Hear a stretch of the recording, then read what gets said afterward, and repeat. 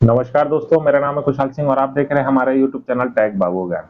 दोस्तों, जैसे कि आप सभी को मालूम है, कल 25 सितंबर 2025 को आपके एनुअल बोनस की भुगतान का मीटिंग किया जाना था, जो कि कलकत्ता में था। कोल इंडिया के मैनेजमेंट और यूनियन रिप्रेजेंटेटिव दोनों आपस में मिलकर के आपकी बोनस का भुगतान का अमाउंट फाइनल करने वाले थे। तो दोस्तों, बहुत ही अच्छी खबर ये है कि आपकी बोनस का भुगतान का अमाउंट फाइनल हो चुका है। यानी लास्ट फाइनेंशियल ईयर 24-25 की जो आपको एनुअल बोनस मिलेगी वो 1,03,000 मिलेगी।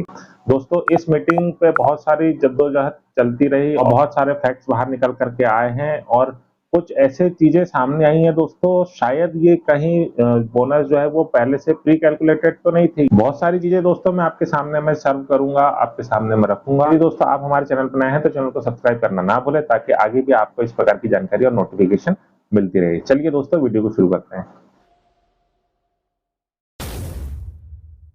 सबसे पहले तो दोस्तों हमारे सभी दर्शकों को नवरात्रि की हार्दिक शुभकामनाएं और सबसे अच्छी खबर निकल के ये आ रही है कि आपकी जो एनुअल बोनस का जो भुगतान है वो फाइनल कर दिया गया है। यानी कि दोस्तों 2025 की जो आपको एनुअल बोनस मिलेगी वो 1,03,000 आपको मिलेगी। और अभी जो ठेकेदार वर्कर्स की बोनस का फाइनल अभी अमाउंट हमारे पास सामने नहीं आया है, लेकिन फिर भी देखते हैं कि कुछ नया अमाउंट उनके लिए भी देखने को मिले। मैं आपको कल की मीटिंग के कुछ चर्चित पहलू बताता हूँ कि एक तो मीटिंग क्या है, देर से शुरू हुई और देर से शुरू होने के बाद में भी उसमें जो महायुद्ध चलता रहा वो बहुत ही उच्च स्तर का था, क्योंकि पूरे यूनियन रिप्रेजेंटेटिव ने जो बार्गेनिंग स्टार्ट करी थी वो 1.5 लाख रुपए से स्टार्ट करी थी और सीआईएल मैनेजमेंट ने भी अपनी बार्गेनिंग 90,800 से स्टार्ट करी। दोनों अपनी बार्गेनिंग खींचते खींचते लास्ट में हमारे जो यूनियन रिप्रेजेंटेटिव है वो 1,30,000 में आकर के अड़ गए और जो कोल इंडिया मैनेजमेंट थी वो 98,500 पे आकर के अड़ गए कि भाई हम इसके आगे तो नहीं दे पाएंगे। फिर लास्ट में उनकी चर्चा और हुई, थोड़ी सी गर्मा गर्मी हुई, यूनियन रिप्रेजेंटेटिव मीटिंग हॉल से बाहर गए। उन्होंने कहा कि ठीक है, अब आप नहीं अगर डिसीजन लेना चाहते हैं तो हम लोग ठीक है अब जाते हैं, आपको जब जैसे डिसीजन लेना रहेगा आप हमें बता दीजिएगा। जैसे ही वो बाहर गए फिर मैनेजमेंट उन्हें बुलाने गई कि आप बैठिए, हम डिस्कस कर ही रहे हैं। फिर लास्ट में एक अमाउंट फिर फाइनल निकल के आया, 1,01,000 कि 1,01,000 हम बोनस फाइनल कर देते हैं, उसके ऊपर हम आपको बोनस का भुगतान नहीं कर पाएंगे। फिर यूनियन रिप्रेजेंटेटिव ने थोड़ी सी और गर्माहट दिखाई। गर्माहट दिखाने के बाद में यूनियन के मेंबर्स ने आपस में बातचीत करी और कहा कि यदि हमको 1,25,000 से 1 रुपए भी कम मिलेगा तो हम इस मीटिंग पे नहीं बैठेंगे, हम फिर से चले जाएंगे। और लास्ट में दोस्तों एक उड़ती उड़ती खबर ये मिली कि सभी जो नेतागण है वो मीटिंग हॉल से निकल गए हैं और मीटिंग समाप्त कर दी गई है और सभी अपने होटल के तरफ जाने लग गए हैं। लेकिन अचानक से 10-15 मिनट में ही एक खबर आती है कि आपकी जो एनुअल बोनस है वो 1,03,000 फाइनल कर दी गई है और बाद में सभी को नोटिस जारी कर दिया गया। सभी के जो नोटिस थी उसमें सभी यूनियन रिप्रेजेंटेटिव के हस्ताक्षर थे। तो अचानक से ऐसा क्या हुआ कि जब सब लोग मीटिंग के बाहर हो चुके थे मीटिंग हॉल के और सब लोग होटल के रूम की तरफ जाने लग गए थे और 10-15 मिनट में आपके पास में एक स्टेटस अपडेट आता है कि आपकी जो एनुअल बोनस है वो 1,03,000 फाइनल हो चुकी है। तो इसके कुछ फैक्ट शायद मैंने अपने हिसाब से कैलकुलेट किए हैं, शायद ये गलत भी हो सकते हैं, लेकिन जो मुझे समझ में आया है वो मैं आपके सामने में रख रहा हूँ। दोस्तों, इसके पहले जो एक फोर्थ मीटिंग हुई थी स्टैचुरेशन कमेटी की, उसमें पीएलआरएस का पूरा एक स्ट्रक्चर तैयार किया गया था कि हम अब भविष्य में जब भी पीएलआरएस यानी एनुअल बोनस की जब भी कैलकुलेशन करेंगे इस फैक्टर या इस प्रोसीजर के हिसाब से आपकी जो है वो पोल वर्कर्स की आपको पीएलआर का अमाउंट जो है इस फैक्टर के हिसाब से हम फाइनल करेंगे। ये अगर आप देखना चाहते हैं तो मैं डिस्क्रिप्शन बॉक्स में अपना इसकी पीडीएफ लिंक भी डाल दूंगा, आप वहां से भी जाकर के चेक कर सकते हैं कि वास्तव में हुआ क्या है। इसके पहले भी हमने वीडियो के माध्यम से आपको बताया है कि आपका जो पीएलआरएस का जो अमाउंट है वो एक कैलकुलेशन के हिसाब से अब सेट होगा, ना कि बार्गेनिंग के हिसाब से। बार्गेनिंग आपको करनी है वो ठीक है, लेकिन आपने यदि स्ट्रक्चर तैयार कर दिया, एक फ्लो चार्ट आपने तैयार कर दिया है कि नेक्स्ट जब भी हम पीएलआरएस का अगर अमाउंट फाइनल करेंगे तो इसी कैलकुलेशन के हिसाब से आपको फाइनल करेंगे। तो आपको वो चीज ध्यान पे रखनी होगी, जब आपने फाइनल कर दिया है तो फिर बार्गेनिंग का जो लेवल है या फिर बार्गेनिंग का जो दबाव है वो थोड़ा कहीं ना कहीं कम हो जाता है। तो उसमें दो फैक्टर निकल के आए थे, 1.06 और 1.08। अब वो फिगर इसलिए निकल के आया था क्योंकि वो 2024 का जो कंडीशन थी, जिस हिसाब से मैन पावर था, जिस हिसाब से प्रोडक्शन था, जिस हिसाब से कंपनी का प्रॉफिट एंड लॉस था, उसके कैलकुलेशन के हिसाब से हुआ। और इस बार की जो हमारी 25 की जो बोनस फाइनल हुई है वो 25 के मैन पावर बजट और आपका जितना एक्सपेंसेस हुआ है, जितना प्रोडक्शन हुआ है, जितना कंपनी प्रॉफिट में गई है, कितना लॉस में गई है, उसके कैलकुलेशन के हिसाब से हुआ।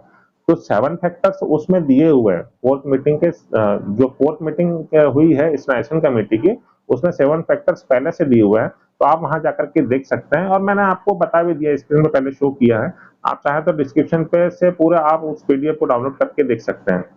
तो उस पे मुझे ये समझ में आया है दोस्तों कि आपकी जो लास्ट ईयर की जो बोनस है, जो कि आपको 93,750 रुपए मिली है, उस पे यदि आप 1.0987 का गुणा करेंगे तो आपकी इस बार की बोनस निकल के आ जाएगी, यानी कि 1,03,003 रुपए दशमलव 125 पैसा।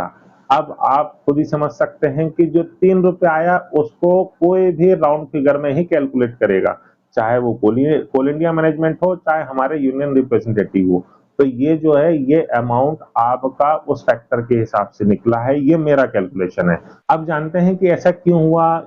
यदि पहले से फिगर फाइनल था तो फिर हमारी ये मीटिंग करने का मतलब क्या हुआ। और वैसे भी मीटिंग जब शुरू होनी थी उसके पहले ही बहुत सारे विवाद चल रहे थे। आईएनएमएफ के रिप्रेजेंटेटिव एसपी जामा साहब वहां पे उपस्थित हुए थे और इंटक का एक अलग विवाद चल रहा था। उसके बाद में आपकी सस्पेंड हुई है मीटिंग एक बार 22 तारीख की, उसमें कोई डिसीजन नहीं हो पाया। कोल इंडिया मैनेजमेंट क्या चाह रही थी, जल्दी से आपका बोनस अमाउंट फाइनल हो जाए। देखिए, सब चीजें अपने अपने लेवल पे सही है। कोल इंडिया का सिर्फ एक पर्पस था कि जितनी जल्दी हो सके मैं कोल वर्कर्स का अमाउंट फाइनल कर दूं, क्योंकि उसके पास एक हिसाब से बोला जाए तो मैंने आपको एक फिगर जो बताया उसके हिसाब से कैलकुलेटेड अमाउंट था कि इतना हमको उनका सभी कोल वर्कर को भुगतान करना है। भले ही बार्गेनिंग करके वहां तक पहुंचे, और कोशिश कोल इंडिया मैनेजमेंट की यही थी कि जितना कम से कम हमको भुगतान करना पड़े उतना अच्छा, लेकिन मैक्स टू मैक्स हम इससे ज्यादा नहीं कर पाएंगे। तो वो अपनी मैक्स लिमिट पर पहुंच गए कि 1,03,000 आपको भुगतान करेंगे।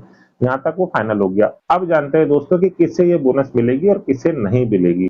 तो सबसे पहले आपको ये समझना पड़ेगा कि 1,03,000 का जो अमाउंट फाइनल हुआ है ये 312 दिन पे कैलकुलेट होगा, और सभी जो कोल वर्कर है उनकी लास्ट ईयर 25 में, यानी कि अप्रैल 2024 से लेकर के मार्च 2025 के बीच में जितनी भी फिजिकल अटेंडेंस होगी उसके हिसाब से ही उनको बोनस का भुगतान होगा। अब ये जो आपकी 1,03,000 रुपए की जो बोनस निकल के आई है, इसका पर डे का कैलकुलेशन आएगा 330 रुपए 12 पैसे। अब आपको ये सोचना है कि लास्ट ईयर आपने अप्रैल 2024 से लेकर के मार्च 2025 तक आपकी कितनी फिजिकल अटेंडेंस रही है, उसको आप 330 रुपए 12 पैसे से गुना कर दीजिए। जो भी फिगर निकल के आएगा आपकी वो एनुअल बोनस होगी। यदि आपकी पूरी 312 दिन की अटेंडेंस है तो आपको घबराने की जरूरत नहीं है, आपको 1,03,000 रुपए का पूरा अमाउंट का भुगतान किया जाएगा। यदि आप स्टाइपेंड लेते हैं, यदि आप रेगुलाइज नहीं हुए हैं, तो आपको बोनस का भुगतान नहीं किया जाएगा उस पीरियड का। और सबसे इंपॉर्टेंट चीज कि यदि आप बोनस लेना चाहते हैं, बोनस के एंटाइटल बनना चाहते हैं, तो आपको लास्ट फाइनेंशियल ईयर यानी कि अप्रैल 2024 से लेकर के मार्च 2025 के बीच में आपकी कम से कम 30 दिन की फिजिकल अटेंडेंस होनी चाहिए, तब जाके आप उस अमाउंट के लिए एलिजिबल होंगे। यदि कंपनी के द्वारा आपको किसी प्रकार का स्टाइपेंड दिया जाता है तो आप एलिजिबल नहीं होंगे। यदि आप इस पीरियड में रेगुलाइज नहीं हुए हैं तो आपको उसका भुगतान नहीं किया जाएगा। यदि आपको कंपनी के किसी भी हानि, क्षति, चोरी, डकैती या किसी मार काट या किसी भी ऐसे कारण से आपको कंपनी से बर्खास्त किया गया है तो आपको बोनस का भुगतान नहीं किया जाएगा। यदि आप रिटायर हो चुके हैं, यदि आपने वीआरएस दिया है, यदि आप को प्री रिटायरमेंट मिल चुका है, या फिर किसी एम्प्लॉय की डेथ हो गई है, या फिर किसी कारण से उसने कंपनी से रिजाइन दे दिया है और वो उस पीरियड की अवधि के बीच में ही हुआ है, तो फिर उन्हें उनका एनुअल बोनस का भुगतान किया जाएगा। मैंने दोनों तीनों लेटर दोस्तों आपके सामने में शो कर दिए हैं। आप चाहे तो सारी चीजों को पढ़ सकते हैं वहां पे। जो भी चीजें आपको समझ में नहीं आएगी आप उसे हमारे कमेंट बॉक्स में टाइप करके जरूर बताएं। चलिए दोस्तों, मिलते हैं किसी अन्य वीडियो, अन्य जानकारी के साथ में। तब तक के लिए जय हिंद, जय भारत।